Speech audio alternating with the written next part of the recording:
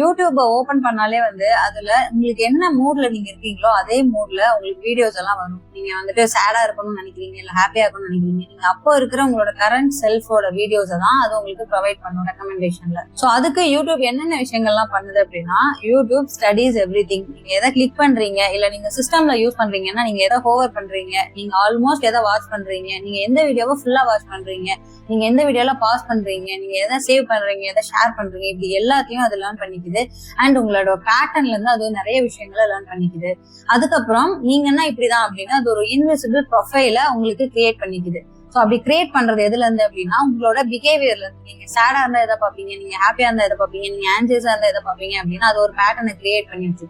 So உங்களுக்கு என்ன நியூவா வந்திருக்குதோ அந்த வீடியோவை ப்ரொவைட் பண்ணாது. நீங்க இப்போ கரண்ட்ல என்ன செல்ஃப்ல இருக்கிறீங்க, என்ன மூட்ல இருக்கிறீங்களோ அதுக்கேற்ற மாதிரியான ரெக்கமெண்டேஷன் தான் அது உங்களுக்கு ப்ரொவைட் பண்ணும். So YouTube doesn't ask what do you want to watch, it senses it.